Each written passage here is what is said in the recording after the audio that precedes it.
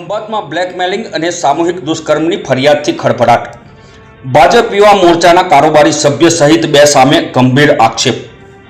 ખંભાતમાં એક પરિણીતાએ ભાજપ તાલુકા યુવા મોરચાના કારોબારી સભ્ય વિજય રાવજી ચૌહાણ તેમજ તેના 2 મિત્રો કિરણ જાદવ અને પ્રદીપ સામે ગંભીર આક્ષેપો સાથે પોલીસ ફરિયાદ નોંધાવી છે.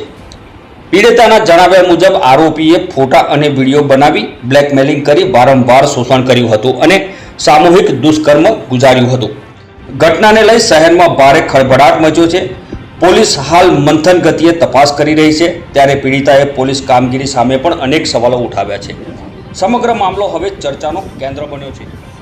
હજીની હકીકત એ છે કે મને 3જી તારીખે મારી વાઈફે ડરેલી હોવાથી મેં રડતી હોવાથી મેં પૂછેલ કે તારી સાથે કંઈ થયેલ છે, તો એને મને જણાવેલ કે જે મારી સાથે પ્રેમ સંબંધ હતો પહેલાં વિજયભાઈ રાવજીભાઈ ચૌહાણ સાથે, તે મને અત્યારે બ્લેકમેલ કરે છે, વિડીયો બતાવી બ્લેકમેલ કરી મારી સાથે દુષ્કર્મ આચરે છે અને એના મિત્ર બી સાથે એને દુષ્કર્મ આચરાયો છે.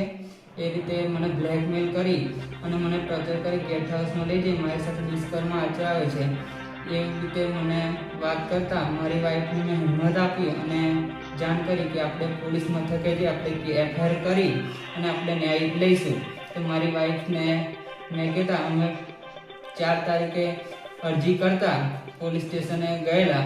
તો 4 તારીખે રાતે અમે અરજી આપેલી, પણ હજુ બી અમારી અરજીની કંઈ તપાસ થઈ નથી. એ લોકો એમ કહે છે કે અમે તપાસ કરી પછી કરીશું એમ. એ લોકો સત્તાધારી છે એમ કે ભાજપના પક્ષ ધરાવતા હોવાથી એ લોકો પ્રેશર નાખે છે, તો અમારી કંઈ કાર્યવાહી આગળ થતી નથી. એફઆઈઆર બાકી અમારી ફાટતી નથી અને પોલીસવાળા એમને જ છાવણીમાં લે છે.